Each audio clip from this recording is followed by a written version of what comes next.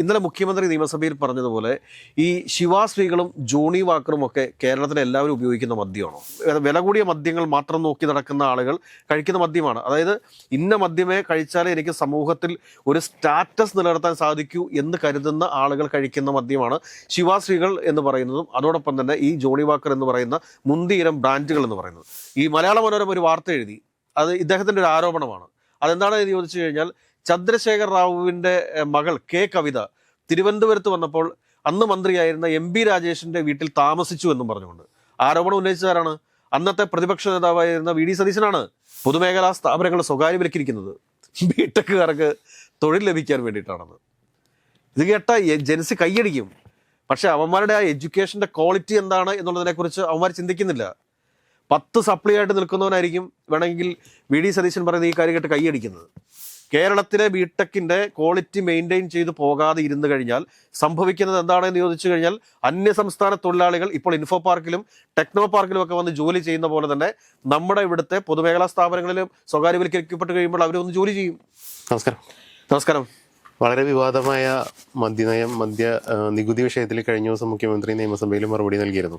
അപ്പൊ അതിൽ കുറച്ച് കോൺട്രവേഴ്ഷ്യലായ പരാമർശങ്ങൾ വന്നിട്ടുണ്ട്. പ്രത്യേകിച്ച് മുൻ സർക്കാരുകളുടെ കാലത്തുള്ള ഫോറിൻ മദ്യങ്ങളിലെ ഇന്ത്യൻ മെയ്ഡ് ഫോറിൻ ലിക്വറിന്റെ നികുതിയുമായി ബന്ധപ്പെട്ട ചില പരാമർശങ്ങൾ സത്യത്തിൽ മുഖ്യമന്ത്രിയുടെ ഒരു പ്രസന്റേഷൻ സ്റ്റൈൽ അനുസരിച്ച് ഈ മുഖ്യമന്ത്രി പറയുന്നത് സത്യമാണോ നുണയാണോ എന്ന് ഒരു നിമിഷം പ്രതിപക്ഷം പോലും ആലോചിച്ചിരുന്ന പോകുന്ന രീതിയിലാണ് പറഞ്ഞത്. സത്യത്തിൽ ഈ കണക്കുകളുടെ പിന്നിലെ യാഥാർത്ഥ്യം എങ്ങനെയാണ്? എനിക്കും കൺഫ്യൂഷനായി. ഇത് മൊത്തത്തിൽ ഇപ്പോൾ കൺഫ്യൂഷനായിക്കാണ്. കാരണം നിയമസഭയ്ക്ക് അകത്ത് വെച്ചിരിക്കുന്ന ഒരു രേഖയാണ്. ഈ നിയമസഭയുടെ മേശപ്പുറത്ത് വെച്ചിരിക്കുന്ന രേഖകൾ എങ്ങനെ സത്യമല്ലാതാകും എന്ന് നമ്മുടെ നാട്ടുകാർക്ക് ചിന്തിക്കും. എന്നാൽ വസ്തുത അതിനപ്പുറത്താണ് എന്നാണ് നമുക്ക് പ്രാഥമിക വിവരങ്ങളിൽ നിന്ന് ലഭ്യമാകുന്ന കാര്യം. അതായത് കേരളത്തിൽ ജോണി വാക്കർ പോലുള്ള IMFL സ്കോച്ച് മദ്യങ്ങൾക്ക് ഒരു ഒറ്റ ടാക്സ് ശതമാനം ഇല്ല. വിലയിൽ excise duty, sale tax, VAT, cess, Bevco margin തുടങ്ങിയ പല ഘടകങ്ങളും ഉൾപ്പെടുന്നു. ഇതാണ് നിലവിലത്തെ അവസ്ഥ. നമ്മൾ ഇതുമായി ബന്ധപ്പെട്ട് നിൽക്കുന്ന ആളുകളുമായിട്ട് സംസാരിച്ച് കഴിഞ്ഞപ്പോഴത്തേക്ക് അവരുടെ കയ്യിൽ നിന്ന് ലഭിച്ച ഒരു മറുപടി ഇതാണ്. ഇത് കൂടാതെ തന്നെ ഇനിയിപ്പോൾ നമുക്ക് റൈറ്റ് ടു ഇൻഫർമേഷൻ അനുസരിച്ച് വിവരാവകാശ പ്രകാരം ആവശ്യപ്പെട്ട് കഴിഞ്ഞാൽ മാത്രമേ ഇതിൻ്റെ സത്യാവസ്ഥ എന്താണ് എന്ന് നമുക്ക് അറിയാൻ വേണ്ടിയിട്ട് സാധിക്കത്തുള്ളൂ. അതിന് തുടർന്ന് നമുക്ക് പറയാൻ സാധിക്കുന്ന സമീപകാല വർഷങ്ങളിൽ കേരളത്തിലെ IMFകൾക്ക് ബാധകമായ നികുതി ഭാരം സാധാരണ അടിസ്ഥാന വിലയുടെ 240% മുതൽ 250% വരെ എത്തിയിട്ടുണ്ട്. 2026 ബജറ്റിനെ കുറിച്ചുള്ള റിപ്പോർട്ടിൽ നിലവിലെ IMF നികുതിക്ക് ഏകദേശം 251% ആണെന്ന് പരാമർശിക്കുന്നു. അതായത് ഉദാഹരണത്തിന് ഒരു ജോണി വാക്കർ ബോട്ടിൽ ഈ നിർമ്മാണ ഇറക്കുമതി അടിസ്ഥാന വില 1000 രൂപ, അതിൻ്റെ ഒരു അടിസ്ഥാന വില 1000 രൂപയാണ് എന്ന് കരുതുക. പക്ഷേ ഇതിൻ്റെ ടാക്സുകളെല്ലാം കൂടെ കൂട്ടി വരുമ്പോഴത്തേക്ക് അത് 3000 രൂപയിലേക്ക് എത്തും.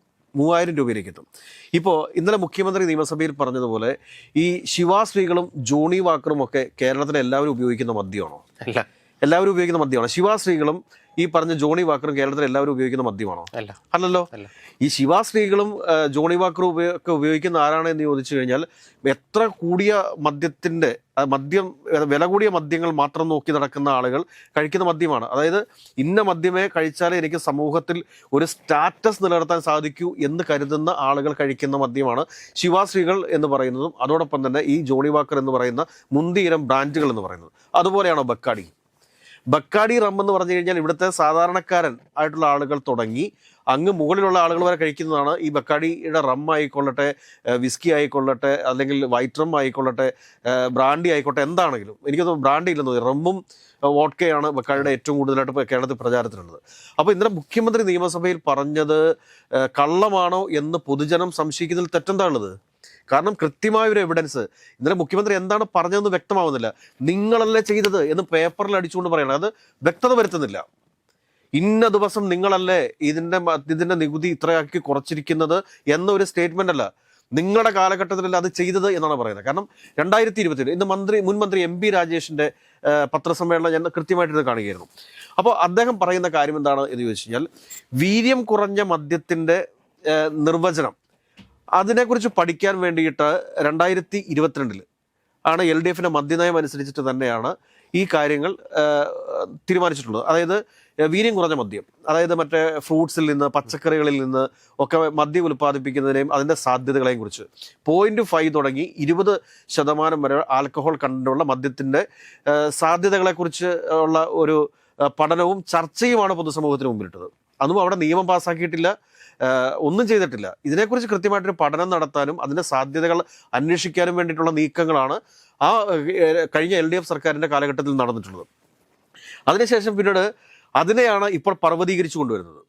2023 ബക്കാഡിയുമായി ബന്ധപ്പെട്ടിട്ടുള്ള ഈ ഒരു അപേക്ഷ, അതായത് തങ്ങൾ വീര്യം കുറഞ്ഞ മദ്യം നിർമ്മിക്കാം, അപ്പോൾ ഞങ്ങൾക്ക് അതിൽ നികുതി ഇളവ് ലഭിക്കണം എന്ന് പറഞ്ഞുകൊണ്ട് ബക്കാഡി കമ്പനി നൽകിയ ആപ്ലിക്കേഷൻ 2.5 വർഷക്കാലം ആ ഫയൽ അനങ്ങാത്ത് കടന്ന സ്ഥലത്തു നിന്നുമാണ് MP രാജേഷിൻ്റെ വാക്കുകൾ കടമെടുത്ത് പറഞ്ഞു കഴിഞ്ഞാൽ ഹുസൈൻ ബോൾട്ടിനേക്കാൾ വേഗത്തിൽ ജൂൺ 18-ാം തീയതി മുഖ്യമന്ത്രിയായിട്ട് VD സതീശൻ സത്യപ്രതിജ്ഞ ചെയ്യുന്നു.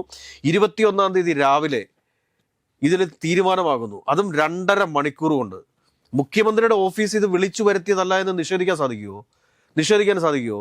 കാരണം എത്ര ദിവസം ഇങ്ങനെ ഒരു പൊതുസമൂഹത്തെ മാനിപ്പുലേറ്റ് ചെയ്ത് കൊണ്ടു നടക്കാൻ വേണ്ടി സാധിക്കും? ഇപ്പൊ ഈ വിഷയത്തിൽ സത്യത്തിൽ മുഖ്യമന്ത്രി മറുപടി പറഞ്ഞോ എന്ന് ചോദിച്ചാൽ പറഞ്ഞു, എന്നത് ആർക്കെങ്കിലും മനസ്സിലായെന്ന് ചോദിച്ചാൽ ഇല്ല. ആർക്കും മനസ്സിലായിട്ടില്ല. അദ്ദേഹത്തിന്റെ ആരാധക വൃന്ദം, അദ്ദേഹത്തിന്റെ ഫാൻസ് ഗ്രൂപ്പ് വിചാരിച്ചുകൊണ്ടിരിക്കുന്നത് അദ്ദേഹം എന്തോ വലിയ കാര്യമാണ് പറഞ്ഞിരിക്കുന്നതെന്നാണ്. പക്ഷെ പറഞ്ഞിരിക്കുന്ന ഒരു ചുക്കും ചുണ്ണാമ്പും അല്ല എന്നുള്ള കാര്യം ഇതിനെക്കുറിച്ച് കൃത്യമായിട്ട് ധാരണയുള്ളവർക്ക് മനസ്സിലാവും. പക്ഷെ ഇവിടുത്തെ പൊതുസമൂഹത്തെ തെറ്റിദ്ധരിപ്പിക്കാൻ വേണ്ടിയിട്ട് പറഞ്ഞിട്ടുള്ള കാര്യമാണത്. മുഖ്യമന്ത്രി കുറച്ചുകൂടിയൊക്കെ ഒരു മെച്യൂരിറ്റി കാണിക്കണമെന്നാണ് പറയാനുള്ളത് ഈ വിഷയത്തിൽ. കാരണം അദ്ദേഹം അതല്ലെങ്കിൽ ആ ഡോക്യുമെന്റ് പുറത്തേക്ക് വിടണം. അതത്ര വലിയ കോൺഫിഡൻഷ്യൽ ഡോക്യുമെന്റ്സ് ഒന്നുമല്ലല്ലോ. ഇടതുപക്ഷ ജനാധിപത്യ മുന്നണിയുടെ സർക്കാരിന്റെ കാലഘട്ടത്തിൽ, അതായത് വീര്യം കുറഞ്ഞ മദ്യത്തിന് അല്ലെങ്കിൽ വീര്യം കൂടിയ മദ്യത്തിന് ടാക്സിൽ ഇളവ് കൊടുത്തു എന്ന രേഖ പുറത്തേക്ക് വിടണമെന്നേ. ആ രേഖ പുറത്തു വിടാതെ ഇങ്ങനെ ഇരുന്ന് സംസാരിക്കാനായിട്ട് ആർക്കാണ് സാധിക്കുക? MP രാജേഷ് ഇന്ന് വേറൊരു ആരോപണം കൂടെ, ഗുരുതരമായൊരു ആരോപണം കൂടി പറഞ്ഞിട്ടുണ്ട്. അതായത് ഈ മലയാള മനോരമ ഒരു വാർത്ത എഴുതി, അത് ഇദ്ദേഹത്തിൻ്റെ ഒരു ആരോപണമാണ്. അതെന്താണെന്ന് ചോദിച്ചു കഴിഞ്ഞാൽ, ചന്ദ്രശേഖർ റാവുവിൻ്റെ മകൾ K കവിത തിരുവനന്തപുരത്ത് വന്നപ്പോൾ അന്ന് മന്ത്രിയായിരുന്ന MP രാജേഷിൻ്റെ വീട്ടിൽ താമസിച്ചു എന്നും പറഞ്ഞുകൊണ്ട് ആരോപണം ഉന്നയിച്ചതാരാണ്? അന്നത്തെ പ്രതിപക്ഷ നേതാവായിരുന്ന VD സതീശനാണ്. പിന്നീട് അത് തെറ്റാണ് എന്ന് മനസ്സിലാക്കിയതോടുകൂടി മലയാള മനോരമ വാർത്ത തിരുത്തി. എന്നിട്ടും അന്നത്തെ പ്രതിപക്ഷ നേതാവായിട്ടുള്ള VD സതീശൻ ആ ഒരു സ്റ്റേറ്റ്മെന്റ് തിരുത്താൻ തയ്യാറായിട്ടില്ല. അപ്പോൾ ഇത് എന്താണ് ഇവിടെ സംഭവിച്ചുകൊണ്ടിരിക്കുന്നത് നമുക്കൊന്നും മനസ്സിലാകുന്നില്ല. നമ്മളൊക്കെ ഏത് യൂണിവേഴ്സിലാണ് ജീവിക്കുന്നത് തന്നെ നമുക്കിപ്പോൾ ഒരു സംശയം തോന്നിപ്പോവുകയാണ്. ഇത് നമ്മുടെ നാട്ടിൽ ഇത് എന്താണ് ഇപ്പം നടന്നുകൊണ്ടിരിക്കുന്നത്? അല്ല, നല്ല രീതിയിൽ ജനങ്ങളെ മാനിപ്പുലേറ്റ് ചെയ്യുന്ന ഒരു രീതിയാണല്ലോ ഒരു ബ്രെയിൻ വാഷിംഗ്. തീർച്ചയായിട്ടും ഇത് ബ്രെയിൻ വാഷിംഗ് തന്നെയാണ്. ഇതിൽ ശക്തമായ ഒരു നടപടി KPCCയുടെ ഭാഗത്തുനിന്ന്, KPCCക്ക് പ്രസിഡന്റ് ഇല്ലാന്നുള്ളതാണ് ഏറ്റവും വലിയ പ്രശ്നം. ആർജവമുള്ള നല്ലൊരു KPCC പ്രസിഡന്റിനെ പിടിച്ച് ഇപ്പോഴാ കസേരയിലിരുത്ത്.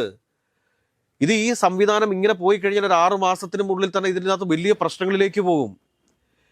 ഇന്നലെ BJP അംഗം നിയമസഭയ്ക്കകത്ത് പറഞ്ഞ കാര്യം എന്താണെന്ന് വെച്ചാൽ, കോൺഗ്രസിന് 63 അംഗങ്ങളുണ്ട്, നിങ്ങൾ തമ്മിൽ തല്ലി പുതിയ പാർട്ടി ഉണ്ടാകുമെന്നാണ് പറഞ്ഞിരിക്കുന്നത്. അത് BJPയുടെ സ്വപ്നമാണത്. ആ സ്വപ്നത്തിലേക്കുള്ള വഴി മുഖ്യമന്ത്രി VD സതീശൻ തുറക്കരുത് എന്നാണ് നമുക്ക് അഭ്യർത്ഥിക്കാനുള്ളത്. തുറക്കാൻ പാടില്ലെന്നേ. ഇത്രയും വലിയ ഒരു മാൻഡേറ്റ് കേരളത്തിലെ പൊതുസമൂഹം ടീം UDFന് നൽകിയതിനു ശേഷം ഈ പറഞ്ഞ മദ്യനയവുമായി ബന്ധപ്പെട്ട് ഒരു കൂടിയാലോചന നടത്തിയിട്ടില്ല. അല്ല, ഇനി പാർട്ടി പറയുന്നത് ചെയ്യുമെന്ന് പറയുമ്പോൾ ഇതുവരെ പാർട്ടി ഇത് അറിഞ്ഞിട്ടില്ല എന്നുള്ളൊരു മീനിങ് കൂടി ഇതിന് വേണ്ടിയില്ലേ? അല്ല, പാർട്ടി അറിഞ്ഞിട്ടില്ല എന്നുള്ള വസ്തുതയാണല്ലോ. ഇദ്ദേഹം ഇന്നലെ തന്നെ നിയമസഭയ്ക്കകത്ത് പറഞ്ഞെന്താണ്, കാരണം ഇത് പ്രധാന പ്രശ്നം എന്താ വെച്ചാൽ, ബഡ്ജറ്റ് പാസ്സാക്കിയിരിക്കുന്ന ഒരു കാര്യം അത് അപ്പോൾ തന്നെ നിയമമായിട്ട് മാറും. അതിനെ പിന്നെ എങ്ങനെ തിരുത്താൻ സാധിക്കും? ഇനി വീണ്ടും നിയമസഭ കൂടണ്ടേ? നിയമസഭ കൂടാതെ ഈ എടുത്തിരിക്കുന്ന തീരുമാനത്തെ മാറ്റാൻ സാധിക്കുമോ? ഒരുപാട് ചോദ്യങ്ങൾ കൺമുമ്പിൽ നിൽക്കുകയാണ്. ഒരുപാട് ചോദ്യങ്ങൾ. ഇതിനൊക്കെ എങ്ങനെയാണ് നമ്മുടെ മുഖ്യമന്ത്രി മറുപടി പറയാൻ വേണ്ടി പോകുന്നത്? ഒന്ന് ആലോചിച്ച് നോക്കൂ. ഒരു കാര്യത്തെ മാനിപ്പുലേറ്റ് ചെയ്യുന്നത് എത്ര ഈസി ആയിട്ടാണ്. കാരണം ഇനിയാണ് ടീം UDFിലേക്ക് പോകുന്നത്. ഒരു കാര്യം നിയമമാക്കി ബഡ്ജറ്റിൽ അവതരിപ്പിച്ചു, എല്ലാം കഴിഞ്ഞതിന് ശേഷമാണ് ഇപ്പോൾ ഇത് UDFിലേക്ക് പോകുന്നത്. ഇനി ചർച്ചയ്ക്ക് എന്ത് പ്രസക്തി? ചർച്ചയ്ക്ക് എന്താണ് പ്രസക്തി? നിയമമായ ഒരു കാര്യത്തിന് ഇനി UDFിൽ ചർച്ച ചെയ്തിട്ട് എന്താ കാര്യമുള്ളത്? ബക്കാടി കമ്പനിക്കാരോട് പറയും UDFുകാർക്കെല്ലാം ഓരോ പെട്ടി കൊടുത്തേക്കാൻ പറയുമോ? അല്ല, അറിയാൻ വളരെ ചോദിക്കുന്നത്. UDFിൻ്റെ എല്ലാ ഘടകകക്ഷികൾക്കും ഓരോ പെട്ടി കൊടുത്തരാം. അതായത് PV അൻവറിന്, ഫോർവേഡ് ബ്ലോക്കിന്, ബാക്കി എല്ലാ പാർട്ടികൾക്കും, കേരള കോൺഗ്രസിന്, RSPക്ക്, കേരള കോൺഗ്രസ് ജേക്കബ് ഗ്രൂപ്പിന് എല്ലാവർക്കും ഓരോ പെട്ടി കൊടുത്തേക്കാൻ പറയും. നടക്കാവുന്ന ഒരു കാര്യമാണല്ലോ. അല്ല, ഇതാണ് LDF ഇപ്പോൾ പറഞ്ഞുകൊണ്ടിരിക്കുന്നത്. ഇത് വലിയ ഒരു അഴിമതിയാണ്. ഇത് നമ്മൾ ഉദ്ദേശിക്കുന്നതിന് അപ്പുറത്തുള്ള വലിയൊരു കൊള്ളയാണ് നടന്നിരിക്കുന്നത്. ടീം UDF എന്ന് പറഞ്ഞ് അധികാരത്തിലെത്തിയതിനു ശേഷം ഒരു ടീം UDFുമായിട്ട് ഒരു കൂടിയാലോചനയും ഇല്ലാതെ സ്വന്തമായിട്ട് തീരുമാനങ്ങൾ എടുത്തു പോകുന്ന ഒരു രീതിയാണ് നമ്മൾ കണ്ടിട്ടുള്ളത്. സ്വന്തമായിട്ട് തീരുമാനങ്ങൾ എടുത്തു പോകുന്ന ഒരു രീതിയാണ് കണ്ടിട്ടുള്ളത്. ഇത് വളരെ വലിയ രീതിയിലുള്ള പ്രത്യാഘാതങ്ങൾ വരും ദിവസങ്ങളിൽ കേരള രാഷ്ട്രീയത്തിൽ ഉണ്ടാക്കുമെന്നുള്ള കാര്യത്തിന് യാതൊരു സംശയവും വേണ്ട. ഇന്നലെ BJPയുടെ അംഗം, അവരുടെ പാർലമെന്ററി പാർട്ടി ലീഡർ നിയമസഭയ്ക്കകത്ത് പറഞ്ഞത് എന്നെ നിസ്സാരവൽക്കരിക്കുകയൊന്നും വേണ്ട. VD സതീശൻ അദ്ദേഹം പറഞ്ഞെന്താണെന്ന് വെച്ച് കഴിഞ്ഞാൽ, നിങ്ങൾ തമ്മിൽ ഭയങ്കര യോജിപ്പാണല്ലോ, നിങ്ങൾ 3 പേരും 3 നിരയിലാണ് ഇരിക്കുന്നതെന്ന്.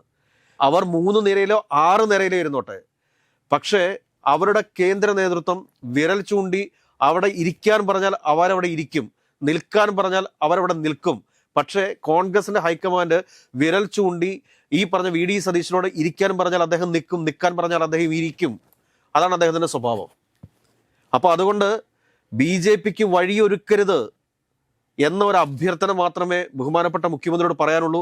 നിയമസഭയ്ക്കകത്ത് പറയുന്ന കാര്യങ്ങൾക്ക് വ്യക്തത വേണം. കുറേ ദിവസങ്ങളിലേക്കൊക്കെ അങ്ങയുടെ ആരാധക വൃന്ദം, ഫാൻസ് ഗ്രൂപ്പ് കൈയടിച്ചുകൊണ്ട് നിൽക്കും. കാരണം എന്നോട് ഇന്നലെ ഒരു മാർക്സിസ്റ്റുകാരനായിട്ടുള്ള ഒരാൾ പറയുകയാണ്, അല്ലെങ്കിൽ ഇടതുപക്ഷ അനുഭാവിയായിട്ടുള്ള ഒരാൾ പറയുകയാണ്, എത്ര മനോഹരമായിട്ടാണ് ഈ മനുഷ്യൻ സംസാരിക്കുന്നത്, ഇദ്ദേഹത്തിൻ്റെ സംസാരം കേൾക്കുമ്പോൾ നമ്മൾ അവിടെ ഇരുന്നു പോകും. പക്ഷെ പിന്നീട് നമ്മൾ ചിന്തിക്കുന്ന സമയത്താണ് പറഞ്ഞിരുന്നതെല്ലാം ഒരു അർത്ഥവുമില്ലാത്ത കാര്യങ്ങളാണല്ലോ എന്ന് മനസ്സിലാകുന്നതെന്ന്. കാരണം ഇത് നമ്മളുടെയൊക്കെ സാമാന്യ ബോധത്തെ ചോദ്യം ചെയ്യുന്ന രീതിയിലേക്ക് കാര്യങ്ങൾ പോകുന്നു എന്ന് പറയുമ്പോഴത്തേക്ക് ഒന്ന് ആലോചിച്ച് നോക്കിക്കേ. കഴിഞ്ഞ ദിവസം പറഞ്ഞു പൊതുമേഖലാ സ്ഥാപനങ്ങൾ സ്വകാര്യവൽക്കരിക്കുന്നത് ബിടെക്കുകാർക്ക് തൊഴിൽ ലഭിക്കാൻ വേണ്ടിയിട്ടാണെന്ന്. ഇത് കേട്ട ജനസി കൈയടിക്കും. പക്ഷെ അവന്മാരുടെ ആ എഡ്യൂക്കേഷൻ്റെ ക്വാളിറ്റി എന്താണ് എന്നുള്ളതിനെക്കുറിച്ച് അവന്മാർ ചിന്തിക്കുന്നില്ല. 10 സപ്ലി ആയിട്ട് നിൽക്കുന്നവനായിരിക്കും വേണമെങ്കിൽ VD സതീശൻ പറയുന്ന ഈ കാര്യം കേട്ട് കൈയടിക്കുന്നത്. അവനറിയില്ലല്ലോ ബിടെക് പാസ്സാകാതെ ബിടെക്കുകാരന് ഒരു പൊതുമേഖലാ സ്ഥാപനത്തിലും ജോലി കിട്ടില്ല. ഇനിയിപ്പോൾ ഈ പൊതുമേഖലാ സ്ഥാപനങ്ങളൊക്കെ സ്വകാര്യവൽക്കരിച്ചു എന്ന് വിചാരിച്ചു. കേരളത്തിലെ ബിടെക്കിൻ്റെ ക്വാളിറ്റി മെയിൻറ്റെയിൻ ചെയ്ത് പോകാതെ ഇരുന്ന് കഴിഞ്ഞാൽ സംഭവിക്കുന്നത് എന്താണെന്ന് ചോദിച്ചു കഴിഞ്ഞാൽ, അന്യസംസ്ഥാന തൊഴിലാളികൾ ഇപ്പോൾ ഇൻഫോ പാർക്കിലും ടെക്നോ പാർക്കിലും ഒക്കെ വന്ന് ജോലി ചെയ്യുന്ന പോലെ തന്നെ നമ്മുടെ ഇവിടുത്തെ പൊതുമേഖലാ സ്ഥാപനങ്ങളിലും സ്വകാര്യവൽക്കരിക്കപ്പെട്ട് കഴിയുമ്പോൾ അവരൊന്ന് ജോലി ചെയ്യും. കേരളത്തിലെ പിള്ളേർ അപ്പോഴും ഇവിടെ റീറ്റെയിൽ ഷോപ്പുകളിൽ അല്ലെങ്കിൽ സൂപ്പർ മാർക്കറ്റുകളിലൊക്കെ സെയിൽസ്മാൻ്റെ ജോലി ചെയ്തുകൊണ്ട് നിൽക്കും. ബിടെക് കഴിഞ്ഞ ആളുടെ കാര്യം പറയുന്നത്. നമ്മളീ പോകുന്ന ഓരോ റീറ്റെയിൽ ഔട്ട്ലെറ്റുകളുണ്ടല്ലോ, ഇപ്പം MyG ആയിക്കൊള്ളട്ടെ, ലുലു ഹൈപ്പർ മാർക്കറ്റ് ആയിക്കൊള്ളട്ടെ, ഓക്സിജൻ ആയിക്കൊള്ളട്ടെ, അങ്ങനെയൊക്കെ വലിയ വലിയ കേരളത്തിലെ ബ്രാൻഡുകളുണ്ടല്ലോ. അതുകൂടാണ്ട് മലബാർ ഗോൾഡ് മാതിരിയുള്ള ഗോൾഡ് ഷോറൂമുകൾ, ഇവിടെയൊക്കെ നിൽക്കുന്നവരെല്ലാം MBAക്കാരും അതോടൊപ്പം തന്നെ ബിടെക് പഠിച്ചിറങ്ങിയേക്കുന്ന പിള്ളേരൊക്കെയാണ്. പലരും നമ്മളുടെ ഓഫീസുകളിലേക്കൊക്കെ വരുന്ന മാർക്കറ്റിങ്ങിന് വേണ്ടി വരുന്ന ആളുകളുടെ ക്വാളിഫിക്കേഷൻ ചോദിച്ചു നോക്കൂ, സെയിൽസിന് വരുന്ന ആളുകളുടെ ക്വാളിഫിക്കേഷൻ ചോദിച്ചു നോക്കൂ. അവരെല്ലാവരും MBA BTech ഒക്കെയാണ്. അതിന് കാരണം എന്താണ്? ഒരു ഡിഗ്രിക്കാരൻ അല്ലെങ്കിൽ ഒരു BBAക്കാരൻ ചെയ്യേണ്ട മാർക്കറ്റിങ്ങിൻ്റെയും സെയിൽസിൻ്റെയും ജോലി എങ്ങനെയാണ് ഒരു ബിടെക്കുകാരൻ ചെയ്യാൻ വേണ്ടിയിട്ട് പോകുന്നത്? അല്ലെങ്കിൽ റീറ്റെയിൽ സെയിൽസിലേക്ക് അവൻ പോകുന്നത് എങ്ങനെയാണ്? ജോബ് സ്കില്ലിൻ്റെ പ്രശ്നമാണ് ഇവിടെ. ജോബ് സ്കില്ലിൻ്റെ പ്രശ്നമാണ്. അതാണ് മുഖ്യമന്ത്രി മനസ്സിലാക്കേണ്ടത്. എനിക്ക് തോന്നുന്നു ഇന്നലെ അദ്ദേഹത്തിനൊരു സ്റ്റേറ്റ്മെൻറ്റ് വന്നിട്ടുണ്ട്. അതായത് ഔട്ട്ഡേറ്റഡ് ആയിട്ടുള്ള കാര്യങ്ങളാണ് നമ്മളുടെ ക്യാമ്പസുകളിൽ ഇപ്പോൾ പഠിപ്പിച്ചുകൊണ്ടിരിക്കുന്നത്. അതേന്നേ, അത് തിരുത്തണം. അപ്ഡേറ്റഡ് ആയിട്ടുള്ള കാര്യങ്ങളാണ് നമ്മുടെ ക്യാമ്പസുകളിൽ പഠിപ്പിക്കേണ്ടത്. അത് പഠിപ്പിക്കാൻ വേണ്ടിയിട്ട് താങ്കൾ മുൻകൈ എടുക്കൂ. അതിനു വേണ്ടിയിട്ടാണ് താങ്കളെ തിരഞ്ഞെടുത്തിരിക്കുന്നത്. അല്ലാണ്ട് ബക്കാടി മദ്യത്തിൻ്റെ, വീര്യം കുറഞ്ഞ മദ്യത്തിന് നികുതി കുറയ്ക്കാൻ വേണ്ടിയിട്ടല്ല കേരളത്തിലെ പൊതുസമൂഹം VD സതീശൻ എന്ന മുഖ്യമന്ത്രിയെ തിരഞ്ഞെടുത്തിരിക്കുന്നത്, അല്ലെങ്കിൽ UDF അധികാരത്തിലേറ്റിരിക്കുന്നത്. അത് ചെയ്യുക. അതിനുശേഷം ഈ പറഞ്ഞ കാര്യങ്ങളിൽ തെറ്റ് സംഭവിച്ചാൽ അത് തുറന്ന് സമ്മതിക്കുന്നതിൽ ഒരു കുറവുമില്ല. പക്ഷെ മറിച്ച് ഒരു കള്ളത്തെ ന്യായീകരിക്കാൻ വേണ്ടിയിട്ട് 1000 കള്ളങ്ങൾ പറഞ്ഞു കഴിഞ്ഞാൽ പതിയെ ജനങ്ങൾ കാര്യങ്ങൾ മനസ്സിലാക്കി തുടങ്ങും. അതോടുകൂടി താങ്കളോടുള്ള ഇഷ്ടവും താങ്കളുടെ ഫാൻസ് ഗ്രൂപ്പും പിരിഞ്ഞു പോകും. താങ്കളെ അതിനിശ്ചിതമായിട്ട് അവർ വിമർശിക്കുകയും ചെയ്യും. അത് താങ്കൾക്കുണ്ടാക്കുന്ന മാനസികാഘാതം നിസ്സാരമായിരിക്കില്ല എന്ന ഒരു ഓർമ്മപ്പെടുത്തൽ മാത്രമേ ഈ അവസരത്തിൽ നമുക്ക് നടത്താനുള്ളൂ.